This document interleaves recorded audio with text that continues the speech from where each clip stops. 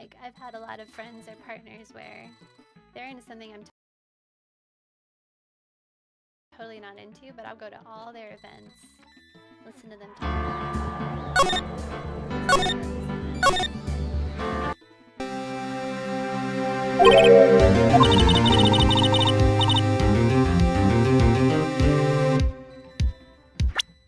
the things that they love.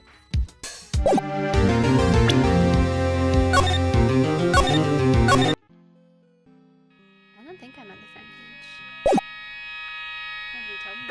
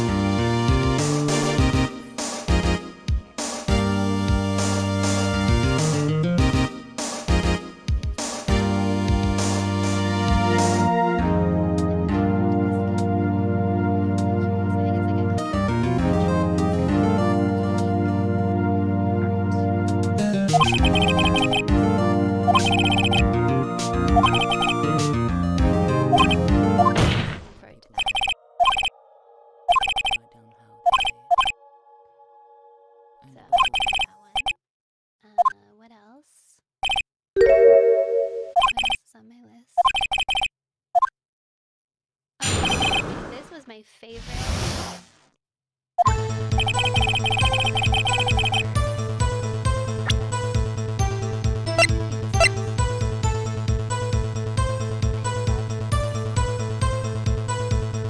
Objection! Version. The luckiest in the Megaverse. It was a really fun demo.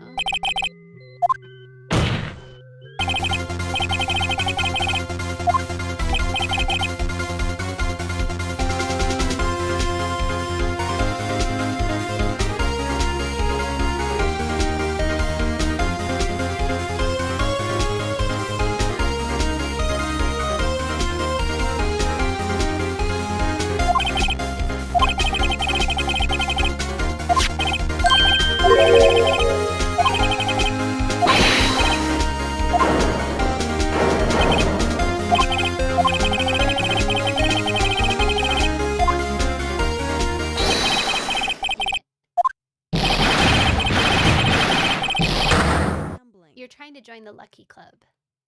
But to join the Lucky Club, you have to prove that you're lucky.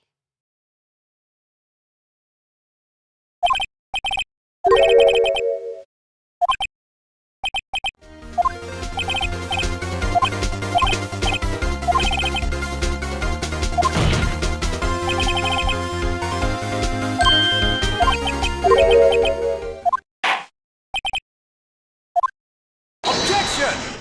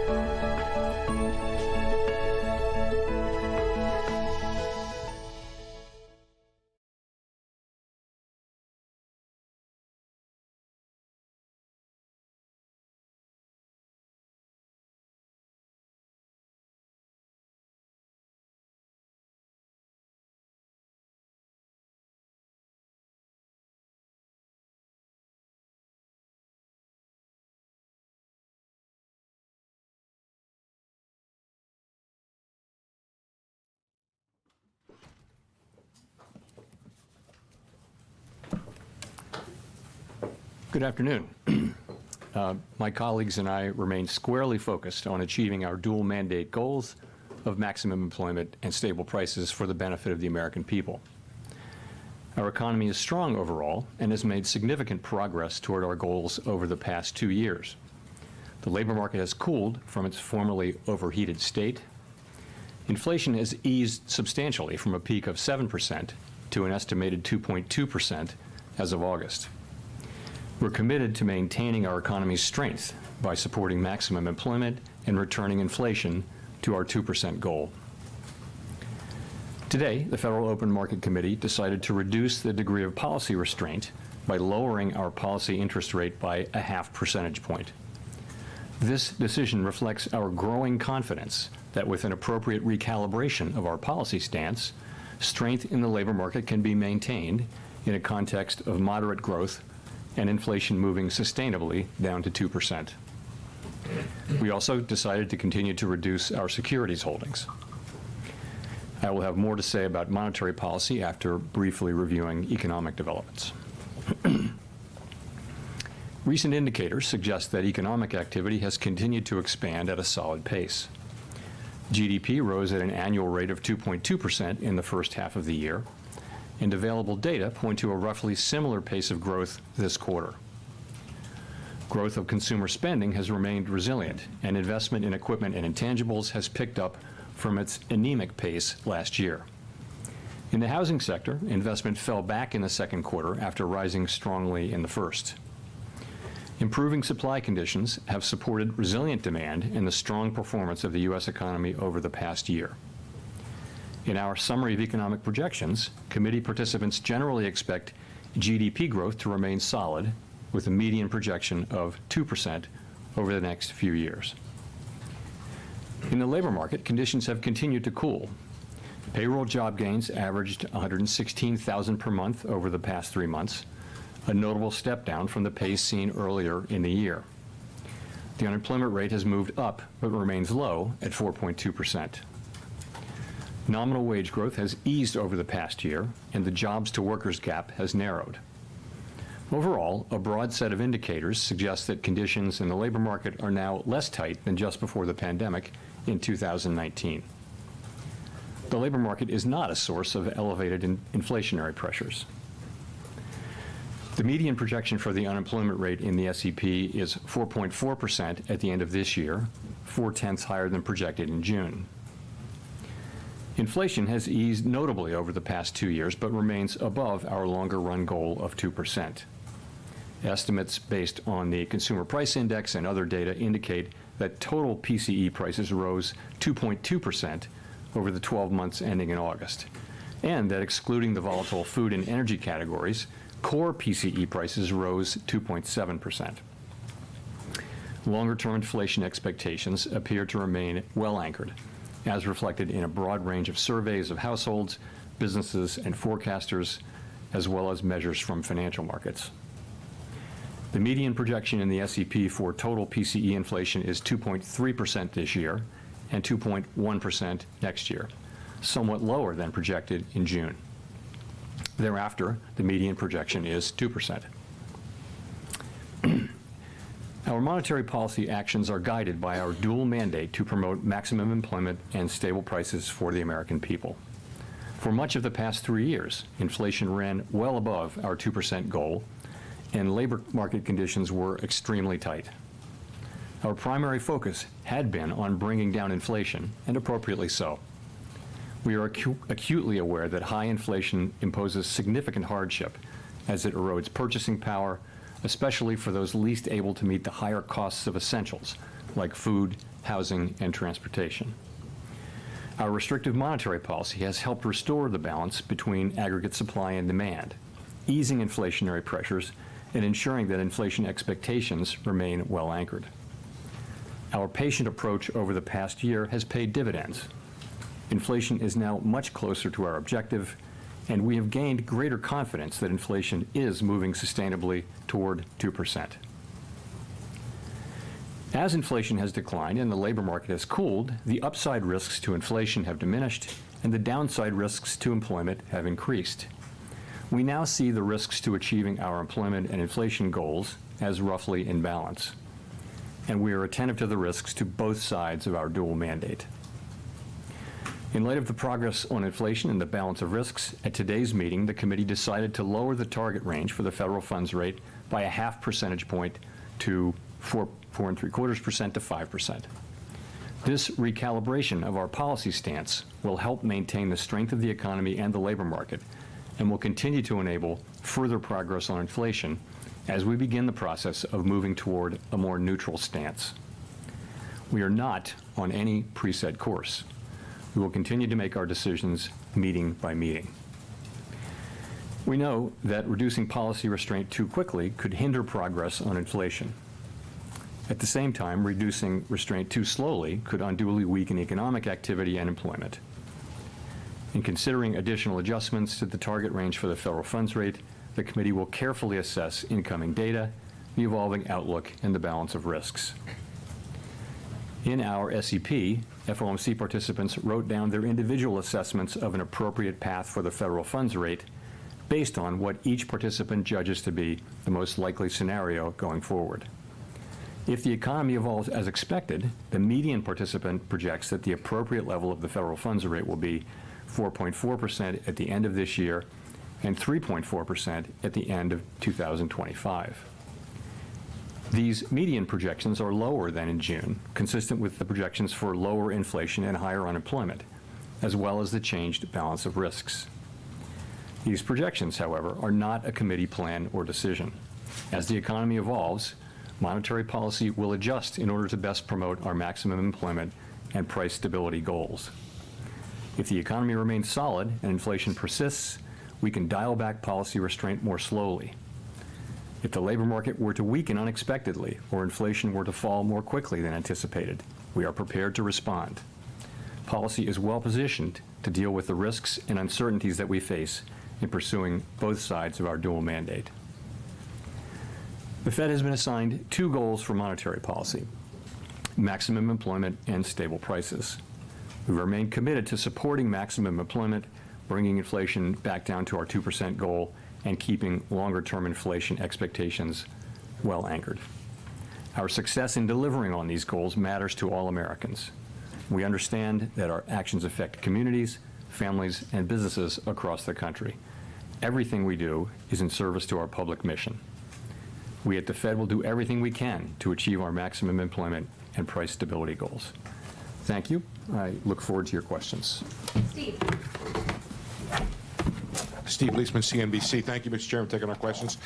In July, you said you weren't necessarily thinking about a 50. You didn't want to be specific, but you said you were thinking about a 50. The inflation data last week came out a little firmer than expected. Retail was strong, third quarter GDP running 3%. So what changed that made the committee go 50, and how do you respond to the concerns that perhaps it shows the Fed is more concerned about the labor market? And I guess, should we expect more 50s in the months ahead? And based on what should we make that call? Thank you. So, okay, a lot of questions in there. Let me jump in. Since the last meeting, we have had a lot of data come in. We've had the two employment reports, July and August. We've also had two inflation reports, including one that came in during blackout. We had the QCEW report, which suggests that suggests that the payroll report numbers that we're getting may be artificially high and will be revised down. You know that. We've also seen anecdotal data like the Beige Book. And so we took all of those and we went into blackout and we thought about what to do, and we concluded that this was the right thing for the economy, for the people that we serve, and that's how we made our decision. So that's one question. What was the second and third? How do we make the? Sorry, thank you, sir. How do we figure out in the months ahead? Is there another 25 or 50 coming in? Based on what shall we make that call? Thank you. Sure. So, a couple things. A good place to start is the SEP. But let me start with what I said, which was that we're going to be making decisions meeting by meeting, based on the incoming data, the evolving outlook, the balance of risks. If you look at the SEP, you'll see that it's a process of recalibrating our policy stance away from where we had it a year ago when inflation was high and unemployment low, to a place that's more appropriate given where we are now and where we expect to be. And that process will take place over time. There's nothing in the SEP that suggests the committee is in a rush to get this done. This process evolves over time. Of course, that's a projection. That's a baseline projection. We know, as I mentioned in my remarks, that the actual things that we do will depend on the way the economy evolves. We can go quicker if that's appropriate. We can go slower if that's appropriate. We can pause if that's appropriate. But that's what we are contemplating. Again, I would point you to the SEP as just an assessment of where of what the committee is thinking today, what the individual members, rather, of the committee are thinking today, assuming that their particular forecasts are realized. Go to Chris. Hi, Chris Rugaber at Associated Press. Thank you. The projections show that the Fed officials expect the Fed funds rate to still be above their estimate of long-run neutral by the end of next year. So does that suggest you see rates as restrictive for that entire period? Does that threaten the weakening of the job market that you said you'd like to avoid? Or does it suggest that maybe people see the short-run neutral as a little bit higher? Thank you. I think the way I would really characterize it is this. I think people write down their estimate, individuals do. I think every single person on the committee, if you ask them what's your level of certainty around that, they would say there's a wide range where that could fall. So I think we don't know. There are model-based approaches and empirically based approaches that estimate what the neutral rate will be at any given time. But realistically, we know it by its works. So that leaves us in a place where we expect, in the base case, to be continuing to remove restriction, and we'll be looking at the way the economy reacts to that, and that'll be guiding us in our thinking about the question that we're asking at every meeting, which is our policy stance the appropriate one? We know, if you go back, we know that the policy stance we adopted in July of 2023 came at a time when unemployment was 3.5% and inflation was 4.2%. Today, unemployment is up to 4.2%, inflation's down to a few tenths above 2. So we know that it is time to recalibrate our policy to something that is more appropriate given the progress on inflation and on employment, moving to a more sustainable level. So that the balance of risks are now even. And this is the beginning of that process. I mentioned the direction of which is toward a sense of neutral. And we'll move as fast or as slow as we think is appropriate in real time. But what you have is our individual accumulation of individual estimates of what that will be in the base case. Howard. Howard Schneider with Reuters. How close was this in terms of the decision? You do have the first dissent by a governor since 2005, I think. Was the weight clearly in favor of a 50, or was this a very close decision? I think we had a good discussion. If you go back, I talked about this at Jackson Hole, but I didn't address the question of the size of the cut, left it open, and I think we left it open going into blackout. And so there was a lot of discussion back and forth, good diversity of opinion, excellent discussion today. I think there was also broad support for the decision that the committee voted on. So I would add, though, look at the SEP. All 19 of the participants wrote down multiple cuts this year, all 19. That's a big change from June, right? 7 of them wrote down 3 or more, and 17 of the 19 wrote down 3 or more cuts, and 10 of the 19 wrote down 4 or more cuts. So, there is a dissent, and there's a range of views, but there's actually a lot of common ground as well. Follow up to that, now that this is in the books, can you give us some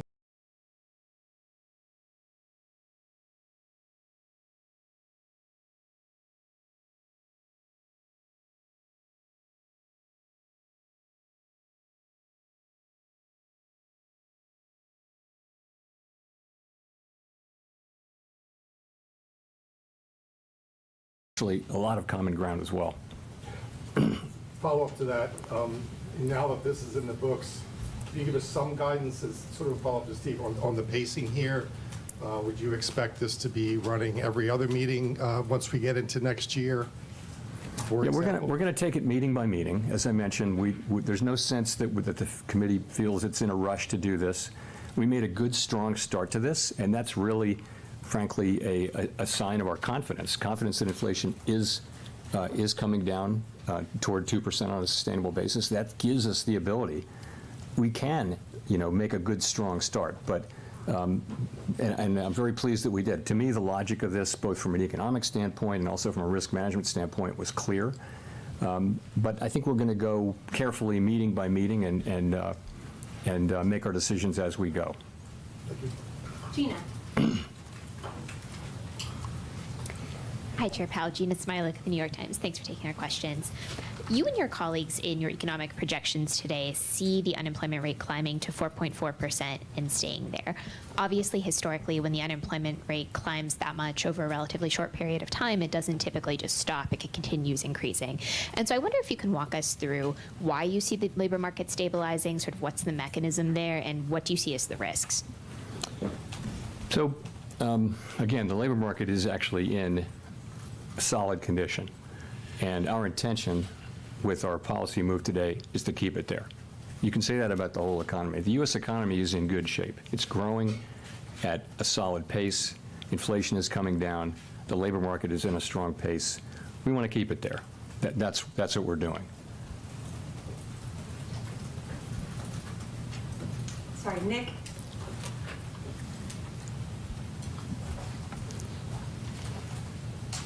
Nick Timmeros of the Wall Street Journal. Chair Powell, does today's action constitute a catch-up in action given recent substantial revisions to the employment data? Or is this larger than typical rate cut a function of the elevated nominal level of the policy rate such that an accelerated cadence could be expected to continue? Okay. Multiple questions in there, but so I would say we don't think we're behind. We do not think we think this is timely. But I think you can take this as a sign of our commitment not to get behind. So it's a strong move. Sorry, your other question was? Well, is this about what happened in the employment data between this meeting and the last meeting, or is this about the level of the funds rate, the high nominal level of the funds rate relative to what might be expected if you're trying to maintain equilibrium? So I think it's about, we come into this with a policy position that was put in place, as you know, I mentioned in July of 2023, which was a time of high inflation and very low unemployment. We've been very patient about reducing the policy rate. We've waited. Other central banks around the world have cut, many of them several times. We've waited, and I think that patience has really paid dividends in the form of our confidence that inflation is moving sustainably under 2%. So I think that is what enables us to take this strong move today. I do not think that anyone should look at this and say, oh, this is the new pace. You have to think about it in terms of the base case. Of course, what happens will happen. So in the base case, what you see is, look at the SEP. You see cuts moving along. The sense of this is we're recalibrating policy down over time to a more neutral level. And we're moving at the pace that we think is appropriate given developments in the economy in the base case. The economy can develop in a way that would cause us to go faster or slower, but that's what the base case says.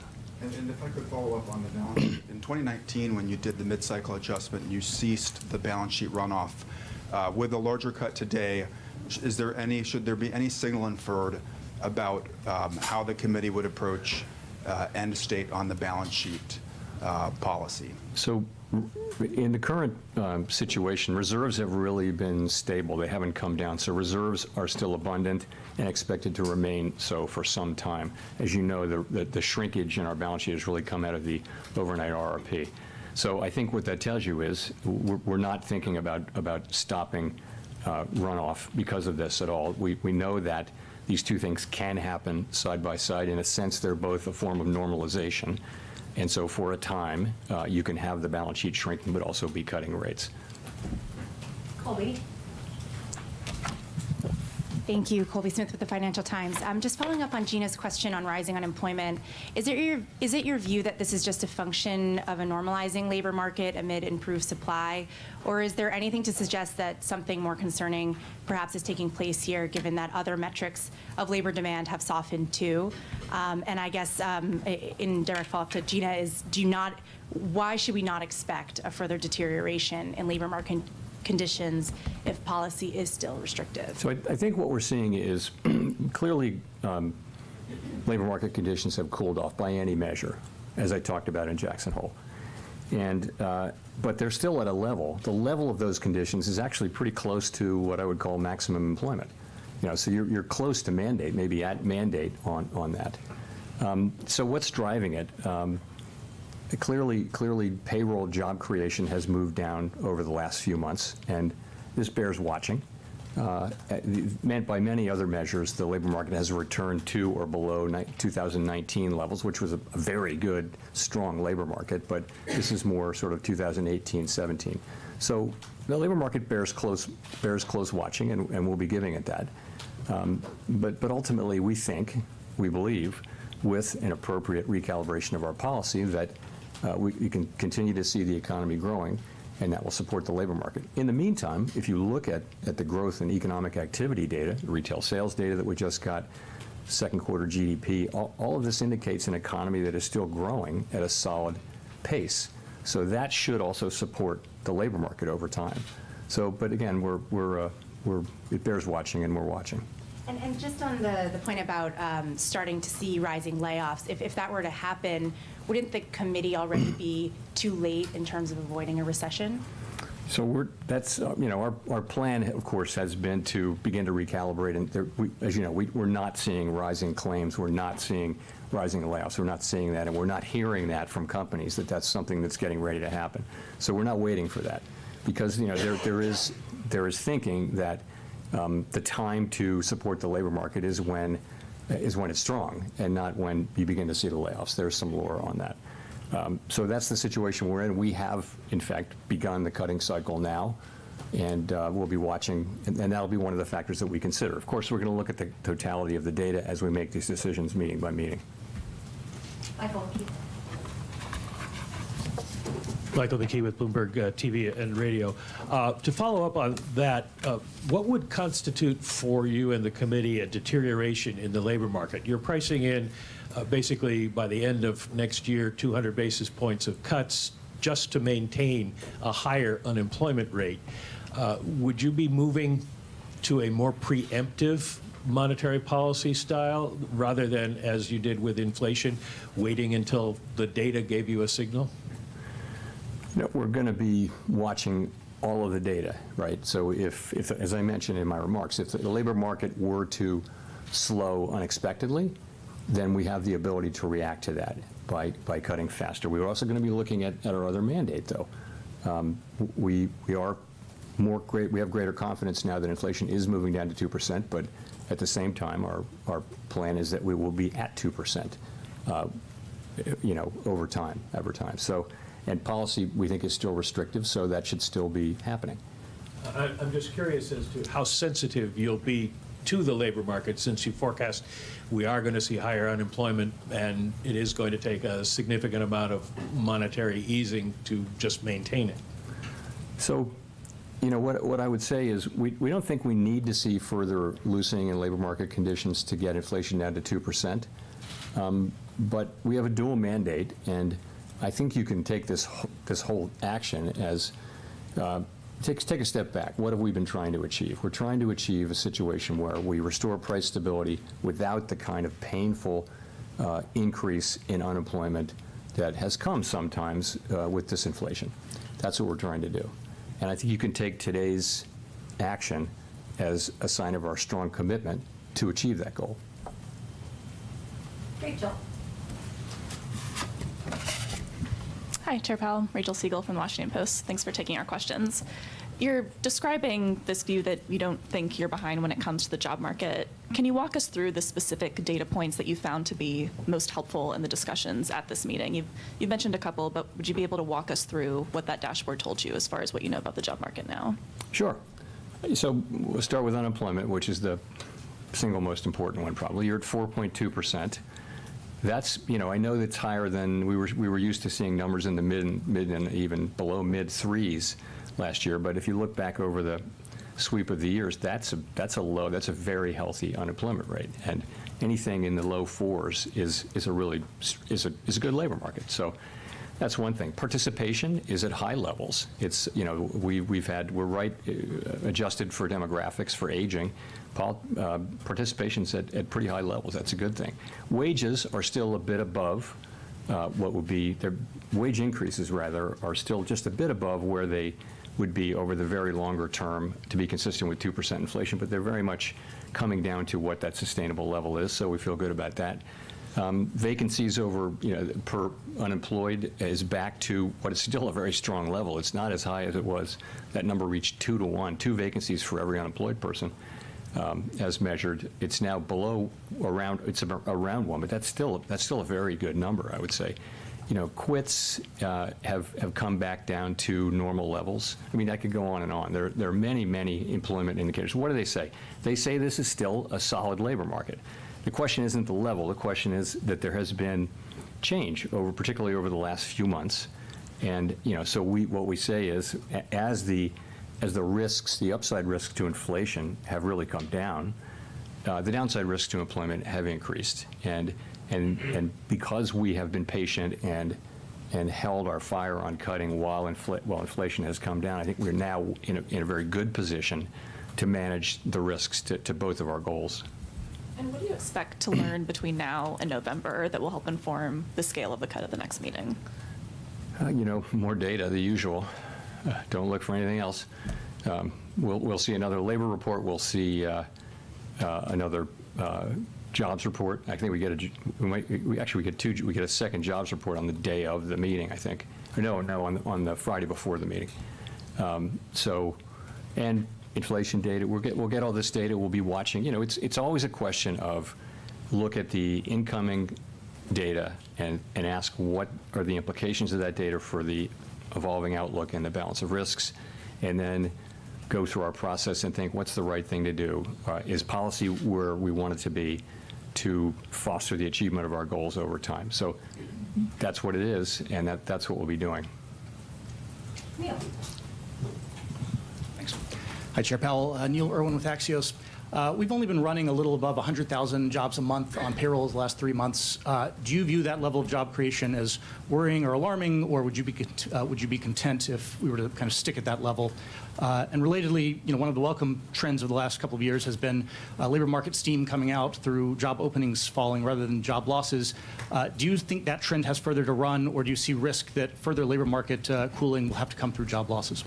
So on the job creation, it depends on the inflows, right? So if you're having millions of people come into the labor force, and you're creating 100,000 jobs, you're going to see unemployment go up. So it really depends on what's the trend underlying the volatility of people coming into the country. We understand there's been quite an influx across the borders, and that has actually been one of the things that's allowed unemployment rate to rise. And the other thing is just the slower hiring rate, which is something we also watch carefully. So it does depend on what's happening on the supply side.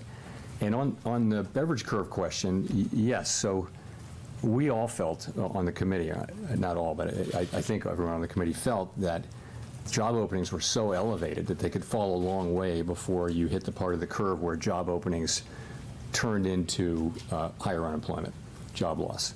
And yes, I mean, I think we are, it's hard to know that you can't know these things with great precision, but certainly it appears that we're very close to that point, if not at it, so that further declines in job openings will translate more directly into unemployment. But it's been a great ride down. I mean, we've seen a lot of tightness come out of the labor market in that form without it resulting in lower employment. Thanks, Chair Powell. Edward Lawrence, Fox Business. So we've heard some speculation that you may be going with the federal funds rate to 3.5, maybe under 4.